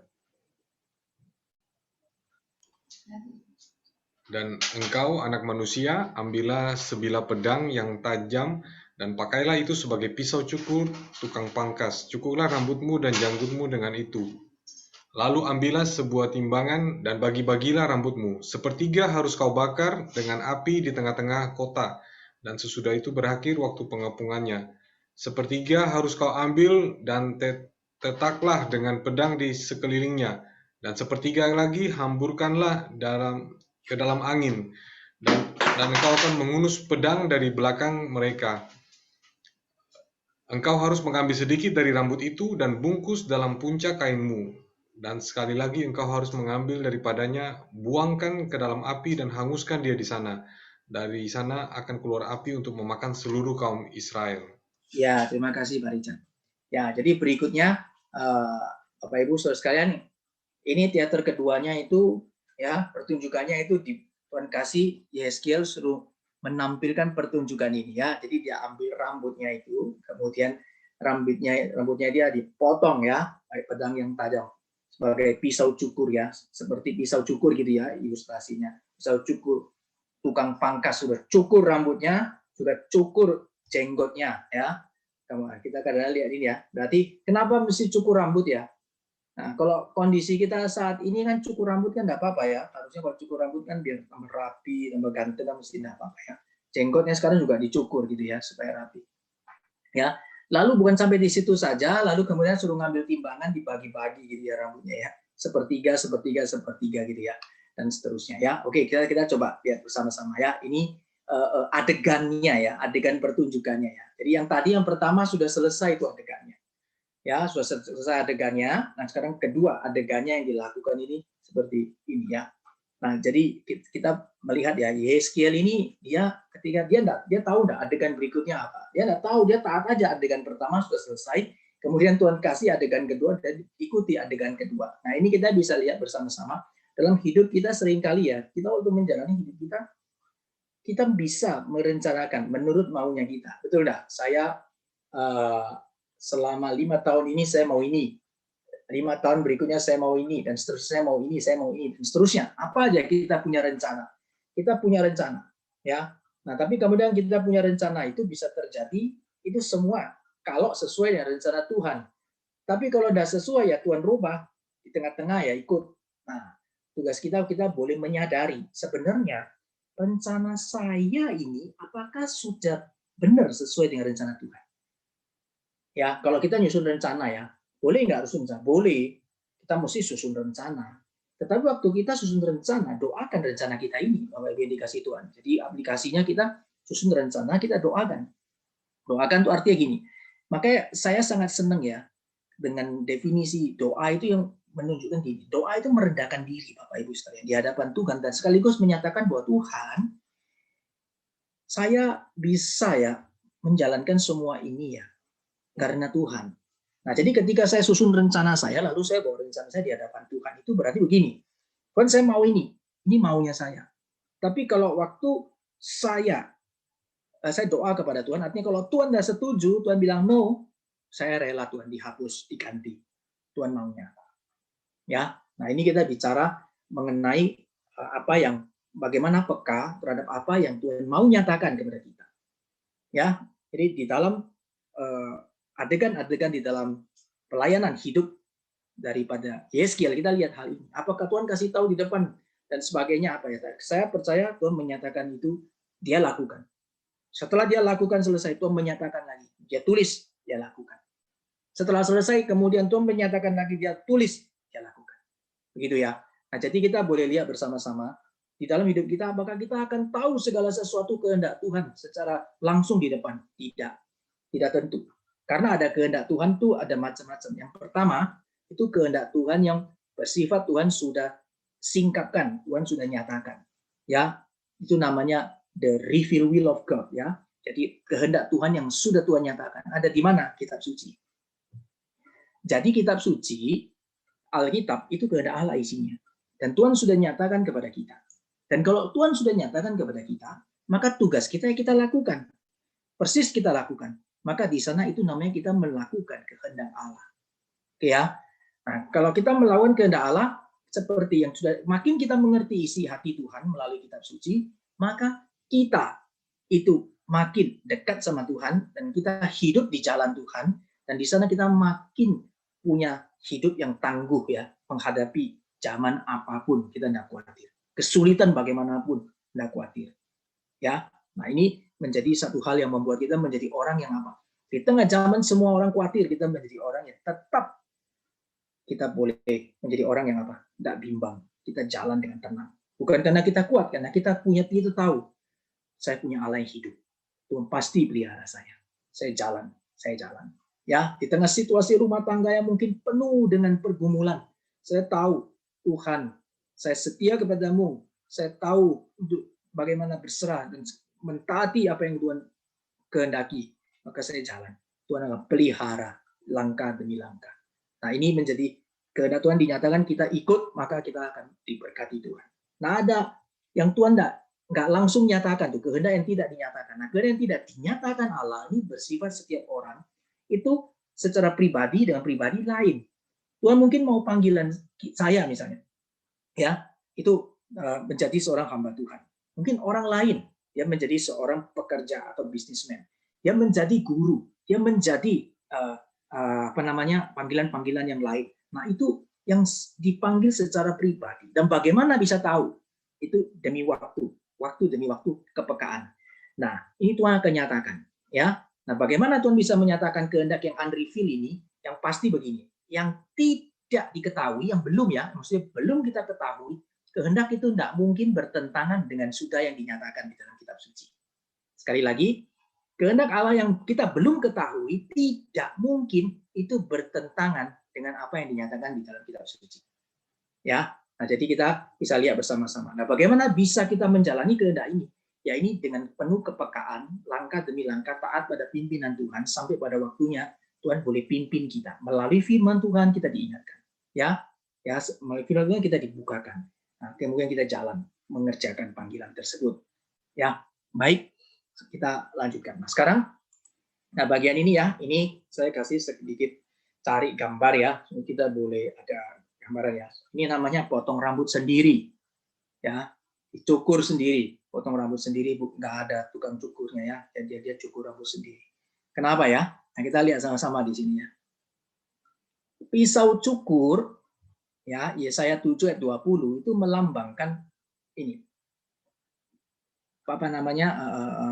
Tangan Tuhan yang menghancurkan gitu ya. Tuhan yang memotong begitu ya. Nah, pada hari itu dengan pisau cukur yang dipinjam dari seberang sungai Efrat, yakni Raja Asyur, perhatikan. Jadi pisau cukurnya itu Raja Asyur. Tuhan mencukur kepala dan bulu paha, bahkan pisau itu akan melenyapkan janggut juga. Jadi ini dicukur semuanya. Jadi pisau cukur itu melambangkan sebuah alat yang Tuhan pakai untuk boleh menghancurkan, membinasakan, ya, menghukum, ya. Nah, di sini kita lihat ya bagian ini. Jadi kita bisa lihat waktu membaca bagian ini apa yang disimboliskan, kita ngerti maksudnya. Wah, ini berarti mau dinyatakan lagi kepada orang-orang di Israel pembuangan. Jadi semasa mereka ada di pembuangan, Yehuda itu dikasih teater, dikasih tontonan, ya, dikasih tontonan apa? Bahwa apa yang terjadi ini kamu mesti ingat. Ini semua karena seluruh pelanggaranmu. Bagaimana engkau tidak setia kepada Tuhan? Bagaimana engkau melanggar dan tidak menentang Tuhan? Bahkan sampai di tempat pembuangan diingatkan masih aja engkau melawan Tuhan, ya. Karena Yeskiel diutus ya, mereka juga tidak terima semua, tidak taat kepada apa yang dilakukan, yang ditegurkan oleh Yeskiel ya. Nah, sekarang kita lihat sama-sama. Jadi ini melambangkan sebuah alat di tangan Tuhan yang Tuhan pakai. Raja Asyur, termasuk di sini berarti Raja Babel. Raja Babel. Ya. Kemudian kita lihat lagi. Di dalam bagian lain, Imamat 19 ayat 27. Ya. Ini ada perintah Tuhan ya bagi umat Tuhan ya. Janganlah kamu mencukur tepi rambut kepalamu berkeliling, dan jangan jugalah engkau merusakkan tepi janggutmu. Jadi di sini ada sebuah ada sebuah perintah yang Tuhan berikan khusus ini kepada umat yang diperintah Tuhan Israel ya. Tuhan yang dipilih Tuhan. Jadi Tuhan mau mereka ini ya, memerintahkan bahwa hal-hal seperti ini itu menjadi satu identity gitu ya, identitas ya. Dalam arti yang membedakan mereka gitu ya dengan orang-orang lain gitu ya, dengan bangsa-bangsa lain. Yang perintah Tuhan yang kasih kepada mereka. Nah, ini kita lihat. Dan hal bagian berkaitan dengan rambut ini kita juga bisa lihat yang dipilih khusus oleh Tuhan. Misalnya kita lihat nasir Tuhan itu dalam bagian ini itu Simson ya. Itu nggak boleh pisau cukur kena, dan bagaimana seluruh di dalam bagian Allah itu penyertaan Tuhan itu dinyatakan di dalam ini ya, rambutnya itu. Sehingga waktu itu dicukur dia tidak taat, maka penyertaan Allah tidak menyertai dia. Nah, jadi kita bisa melihat bagaimana di sini ada satu penyertaan Allah yang boleh dinyatakan, yang satu kepada umat Tuhan, ya, secara khusus yang digambarkan dalam bagian ini, yang sudah Tuhan bagaimana meninggalkan mereka dan menyertai, ya, sehingga itu kemudian Tuhan lukiskan itu dicukur semua, ya, melalui adegan yang dilakukan oleh Yehezkiel. Jadi kita bisa lihat di sini ada kehancuran dan bagaimana itu umat Tuhan dipermalukan. Sekali lagi, gambaran kehancuran dan gambaran dipermalukan. Nah, Bapak Ibu yang dikasihi Tuhan, dosa itu selalu berhubungan dengan malu. Betul enggak? Dosa selalu berhubungan dengan malu. Nah, baik, saya mau stop. Silakan, saya kira ini kita diskusi baik ya. Ini enggak terlalu sulit juga. Silakan, siapa yang mau berdiskusi, memberi pendapatkan dosa kaitan dengan malu. Silakan, siapa saja. Monggo. Dosa dengan malu. Oke, saya beri kesempatan. Siapa? Dosa berkaitan dengan malu itu ada sudah pertama kali dalam kitab Perjanjian. Oke. Itu dalam ceritanya Adam dan Hawa. Dia jatuh dalam dosa sehingga dia pun merasa malu kalau dia tidak memakai baju ya. Oke. Itu. Oke, terima kasih untuk Pak Yohanes ya. Jadi Pak Yohanes boleh melihat dari sejak kejatuhan pertama kali itu dosa sudah ada kaitan dengan malu ya. Oke, thank you. Ada lagi? Siapa lagi yang mau memberikan ini pendapatnya? Silakan, monggo. Dosa kaitannya dengan malu. Ada lagi? Ya, Pak Rusli. Silakan, Pak Joni. Kalau menurut saya ada, kalau dosa itu disadari, memang menimbulkan malu bagi orang yang menyadari akan dosa. Tapi ada juga dosa-dosa yang orang tidak menyadari bahwa itu dosa. Jadi dia melakukannya dengan kebanggaan. Oke. Begitu. Jadi dia tidak misalnya, malu ya? Misalnya, dia tidak malu. Misalnya begini contoh ya. Seseorang yang sudah hidupnya memang angkuh, memang sombong gitu, dia tidak merasa itu sebagai suatu dosa. Tapi itu sebuah kebanggaan bagi dia. Tapi orang yang menyadari, waduh, saya kok sombong sekali ya.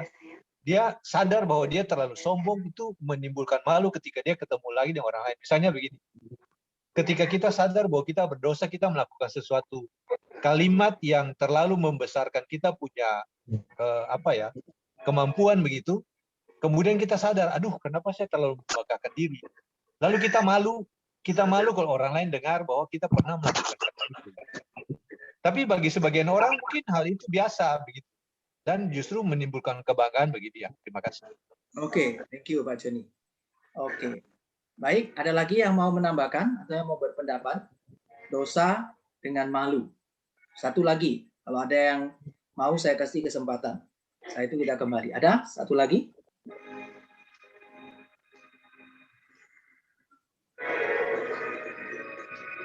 Cukup? Oke. Kalau cukup, nah, saya lanjutkan ya. Baik. Saya kembali share screen ya. Pak Buyung ya? Ya. Oh, silakan. Begini Pak Rusli. Sebenarnya tatkala kita melakukan dosa, itu kita sedang mempermalukan diri sendiri. Gitu. Jadi sedang mempermalukan diri sendiri. Yang itu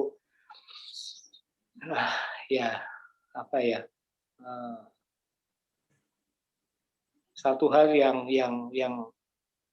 tatkala disadari hal itu, ya ada perasaan malu, ada perasaan takut, bahkan ada dosa-dosa yang dilakukan secara tersembunyi karena kita malu.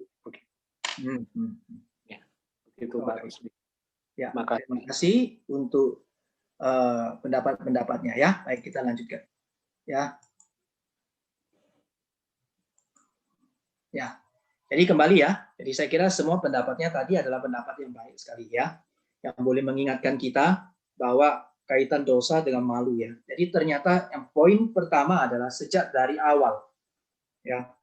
Sejak dari awal ketika manusia itu melanggar perintah Tuhan, maka hari itu dia tahu namanya malu. Kemudian baru cari baju itu tutup ya. Sebelumnya kan enggak. Apakah sebelumnya mereka Bagaimana sebelumnya? Sebelumnya mereka waktu taat kepada Tuhan mereka tidak cari, ya, mereka tidak rasa itu ada tidak malu begitu ya. Kenapa? Karena sebenarnya kita boleh lihat ya, yang membuat manusia itu malu itu sebenarnya lawannya mulia. Ya, tidak malu itu mesti karena dia mulia. Ketika kita melakukan hal-hal yang mulia, noble, mulia ya, kita tidak ashamed. Waktu kita melakukan hal-hal yang mulia, tidak perlu malu, betul enggak? Semua yang mulia itu adalah hal-hal yang kemudian kita boleh lihat itu semua orang lihat. Tapi justru waktu kita melakukan yang tidak mulia, nah itu malu. Nah, pada saat manusia itu belum jatuh dalam dosa, kemuliaan Tuhan itu memenuhi hidupnya. Kemuliaan Tuhan ada dalam hidupnya. Ya, sehingga kemuliaan Tuhan ada dalam hidupnya itu ya enggak mungkin dipermalukan. Nah, waktu kita lihat ya, ada malu itu hadir, maka di sana lihat. Maka hal mulia itu sudah kita langgar. Ya, pada saat itu kita sudah melakukan hal-hal yang sangat bertentangan dengan apa yang kudus di hadapan Tuhan. Nah, jadi kita boleh lihat bersama-sama, Bapak Ibu yang dikasihi Tuhan. Pada saat ini dinyatakan, kita boleh lihat kemuliaan Tuhan ya. Itu boleh dinyatakan ya. Yang disimbolkan bahkan melalui bait Allah yang ada di Yerusalem. Itu Tuhan izinkan loh. Tuhan izinkan itu habis dimasukkan oleh orang-orang asing, orang-orang Gentile situ ya, yang tidak percaya kepada Tuhan, orang-orang asing itu orang-orang kafir ya, bagi zaman mereka, bagi orang Israel melihatnya orang-orang kafir itu masuk mengorek ya, bahkan emas-emas di ruang yang kudus, ruang maha kudus itu masuk semuanya. Sekarang kita lihat, padahal ya ruang maha kudus itu kalau masuk di sana ya, itu langsung mati kalau tidak kudus adanya, langsung mati. Makanya kan diikatkan itu ya, di kaki itu para imam itu ya, diikat ya dengan kain yang panjang gitu. Supaya apa? Supaya kalau misalnya dan ada kelintingannya gitu, jalan-jalan kan dengar gitu ya, dari luar dengar. Kalau nggak dengar ya ditarik, berarti mati karena dia berdosa kepada Tuhan. Tapi sekarang kenapa banyak sekali orang tentara asing itu masuk ke sana dan memporak-porandakan dan emasnya semua diambil di sana. Ini menunjukkan apa? Menunjukkan kemuliaan Allah telah meninggalkan. Ya, jadi kita bisa lihat lagi ya, Allah itu tidak sayang ya kepada gedung yang mewah. Allah itu tidak sayang. Bait Allah itu kurang mewah apa? Itu bait Allah yang dihancurkan itu zaman Salomo. Itu menjadi kebanggaan yang luar biasa. Tapi Allah tidak sayang buang. Sekali lagi Bapak Ibu yang dikasihi Tuhan, kita mesti ingat Tuhan kita Tuhan yang tidak sayang ya membuang betapa besarnya gedung, betapa mewahnya dan betapa banyaknya dan betapa nama maksudnya kita ya sebagai umat Tuhan itu betapa luar biasa dan apa itu Tuhan tidak akan sayang. Kalau kita tidak taat kepada Tuhan, Tuhan meninggalkan kita, maka itu semua lenyap, habis. Dan Tuhan izinkan apa? Orang asing itu yang datang. Ya, padahal seharusnya kalau kita itu dikalahkan ya oleh sesama orang yang di dalam Tuhan itu masih oke. Bisa ngerti ya maksud saya? Wah, ini misalnya kita ini ditawan, ditaklukkan itu masih di dalam lingkungan sendiri gitu ya. Itu malunya kurang. Tapi kalau sampai dipermalukannya itu sampai oleh yang di luar begitu ya, itu menjadi satu aib ya khususnya bagi bangsa Israel dan Yehuda ini ya, menjadi satu aib bagi mereka, jelas mereka tahu ya bagaimana Allah sudah meninggalkan mereka, kemuliaan itu meninggalkan mereka. Nah, oleh sebab itu dalam bagian ini kita melihat ya, yang paling penting itu adalah Allah hadir, Bapak Ibu yang dikasihi Tuhan. Ya, kadang kita tuh tidak bisa melihat apa yang urgent, apa yang paling utama, dan apa yang paling penting dalam hidup kita. Ya, seringkali kita lebih mengutamakannya, termasuk orang percaya, orang Kristen ya.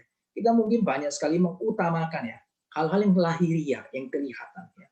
Tapi baiklah kita belajar untuk mengutamakan hal-hal yang ini ya, yang di dalam, yang spiritual itu ya, yang tidak kelihatan itu ya. Di dalam rumah tangga kita hadirkan.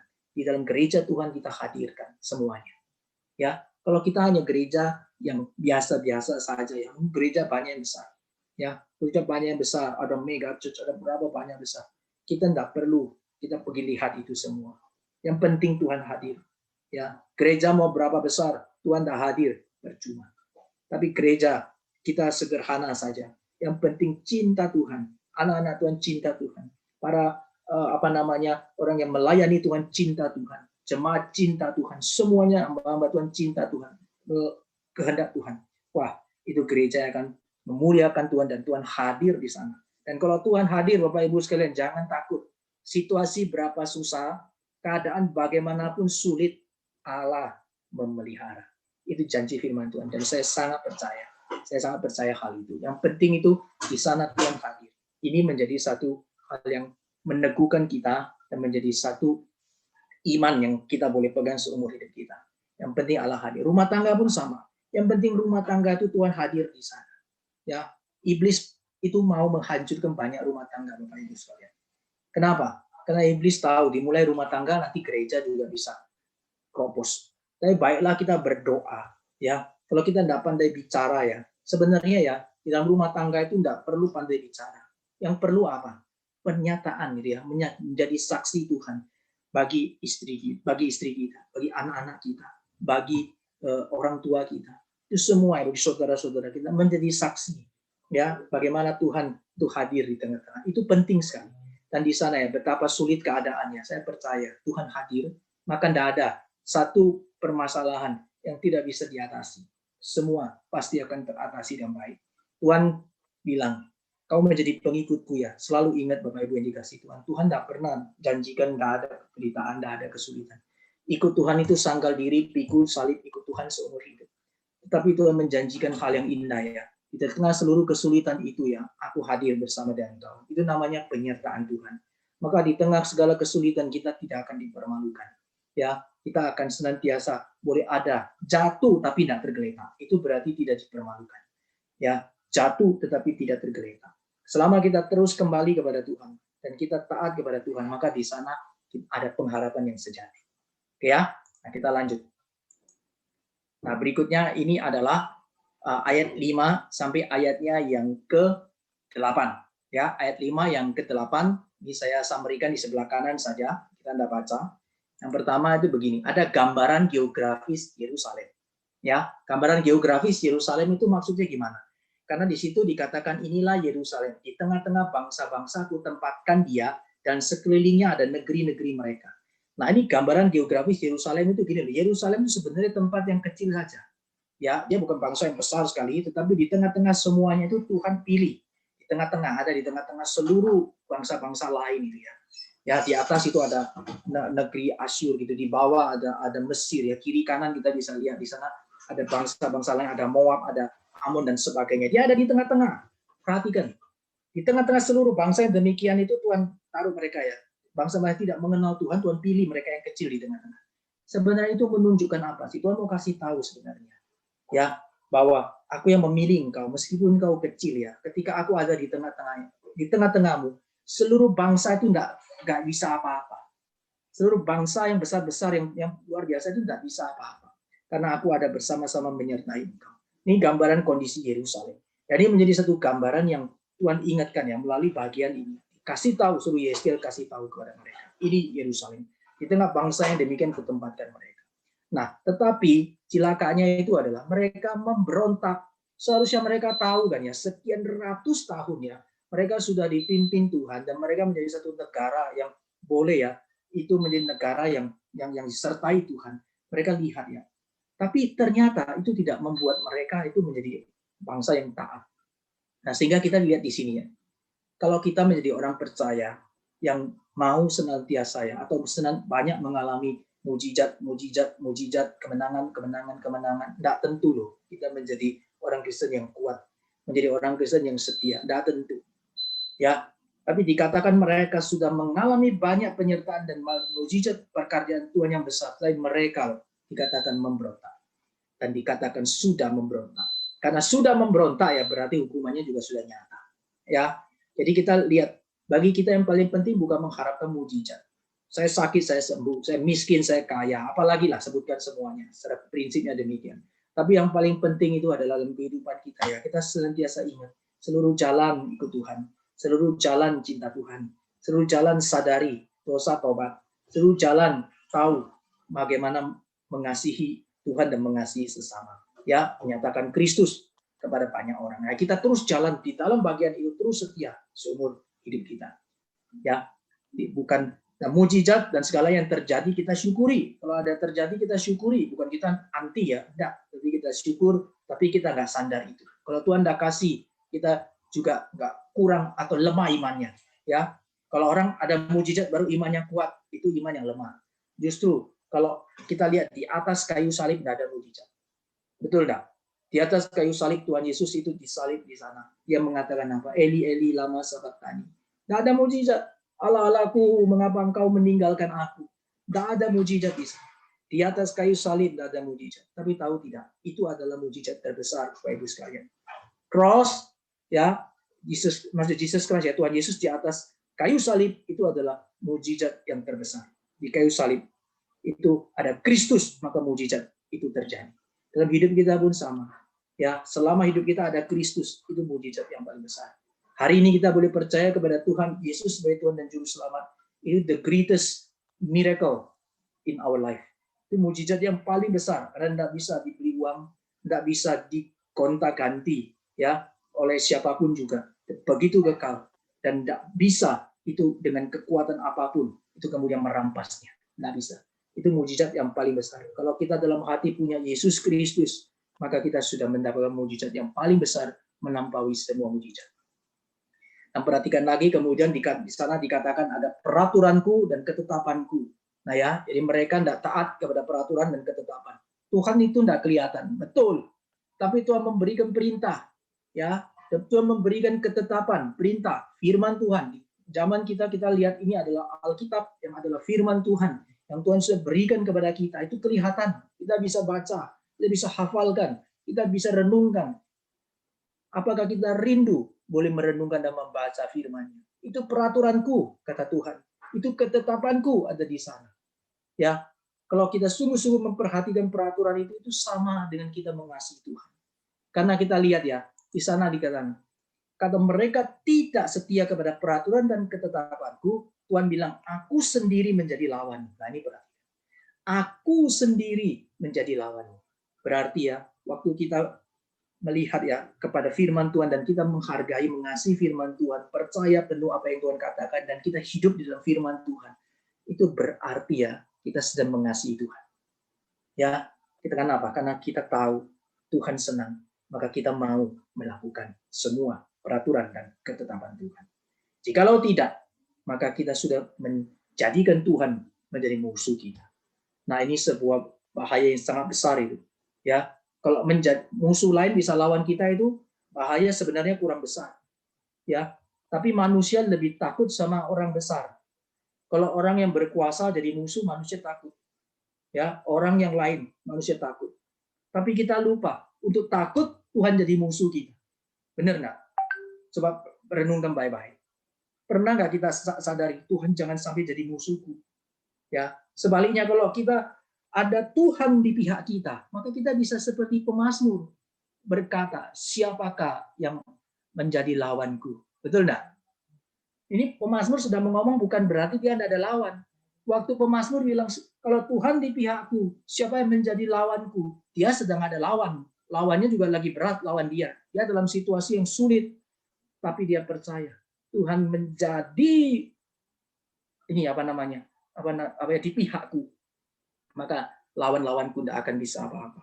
Aku akan dalam pemeliharaan Tuhan dan aku akan tetap boleh setia sampai akhir hidupku. Karena iblis tujuannya cuma satu. Iblis hancurkan hidup umat Tuhan melalui hartanya kah, melalui penyakit kah, melalui keluarganya dihancurkan, melalui usahanya, melalui apapun juga tujuannya cuma satu. Supaya engkau mengutuki Tuhan dan matilah. Itu tujuan iblis. Kita senantiasa sandar Tuhan, hidup setia kepada Tuhan sampai akhir hidup. Itu kemenangan kita yang Tuhan berikan bagi kita. Ya, ini menjadi satu halnya.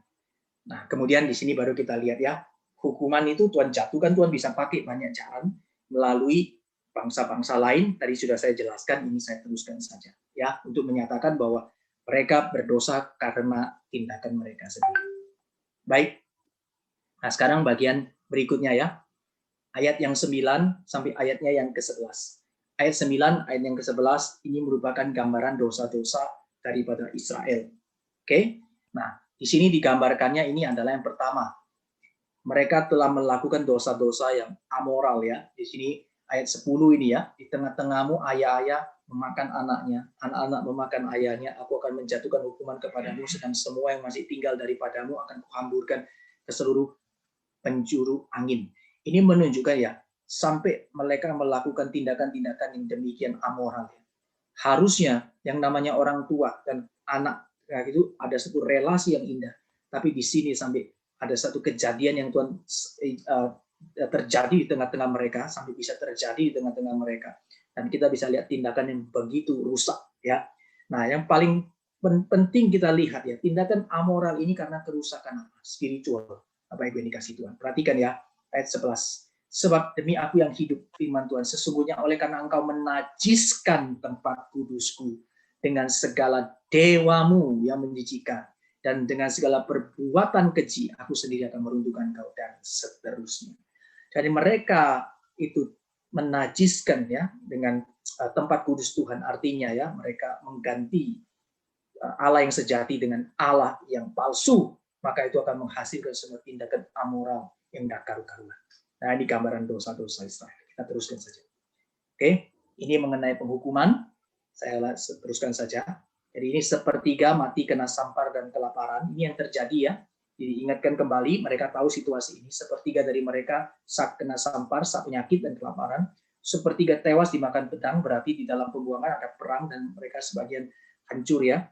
Sepertiga, kemudian sepertiga dihambur ke seluruh mata angin, jadi mereka kembali lagi ke Yerusalem. Jadi yang kembali itu, nah semuanya, cuma kaum remnant yang memang Tuhan sudah pilih kembali, ya, tapi yang lainnya dihamburkan seluruh mata angin. Nanti akan jadi yang kawin campur dan sebagainya di dalam perjanjian baru itu ada Samaria, ya, Samaria sudah yang tidak murni dari orang Yahudi tapi sudah kawin campur dan seterusnya.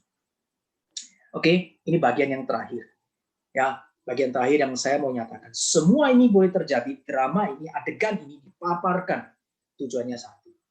Ya, mereka akan mengetahui bahwa akulah Tuhan. Perhatikan ini 3 kali muncul. Akulah Tuhan. Terakhir, akulah Tuhan. Jadi ini menjadi sebuah bagian ya, secara literally atau secara apa itu strukturnya ya, bahasa penulisannya. Ini ditulis sedemikian rupa ya. Bagaimana penulisannya? Yang pertama itu adalah, kita lihat ya, ini yang ayat 13, penulisannya itu kita bisa lihat, di depan diapit ya, ini di atas sama di bawah, di tengahnya ini yang diapit. Nah yang diapit ini menjadi poin penting yang harus kita perhatikan. Mereka akan mengetahui bahwa akulah Tuhan. Ya, Tuhan yang melampiaskan murka, Allah yang adil, Allah yang kudus, ya, itu tidak kompromi dengan dosa. Maka di dalam cemburunya yang melampiskan seluruh murkanya, tujuannya itu adalah kekudusan Allah, ya, Allah yang sejati. Engkau akan mengetahui bahwa akulah Tuhan. Ini namanya adalah theosentris, ya, theosentris. Jadi hidup yang pusatnya kepada Tuhan, hidup yang tahu satu-satunya hidup yang menguasai adalah Allah, dan kita hanya menyembah Allah yang sejati saja. Dan ini diulangi kembali di dalam strukturnya, bagian terakhir 14 dan 15 dengan model yang berbeda, yaitu ditaruh 2 kali di bagian akhir, 2 kali ya di bagian akhir. Ayat 14 ini bagian akhirnya ada aku Tuhan yang mengatakannya, dan 16-17 aku Tuhan yang mengatakannya. Nah, semua kejadian penghukuman yang terkutuk itu yang terjadi dalam hidup umatnya itu memimpin untuk boleh bangsa Israel, umat Tuhan tahu bahwa Tuhan tidak bisa dipermainkan. Tuhan itu ada, kudus adanya, adil adanya. Dia Allah yang kasih, yang mengasihi umatnya, betul. Tapi pada saat yang sama, dia adalah Allah yang adil dan kudus, yang tidak bisa dipermainkan. Aku adalah Tuhan. You will know that I am the Lord. Nah, ini seluruh drama itu mempunyai satu tujuan, untuk boleh menunjukkan kepada umat Tuhan, kepada kita sekalian, bahwa Tuhan yang sejati adalah Tuhan yang berotoritas, dan sampai hari ini Tuhan tetap berkarya dan mengatakan kepada kita, you will know that I am the Lord. Kamu akan tahu bahwa aku adalah Tuhan. Nah, kiranya Tuhan memberkati. Materi saya selesai sampai hari ini selesai di sini. Kiranya Tuhan memberkati. Baik, apakah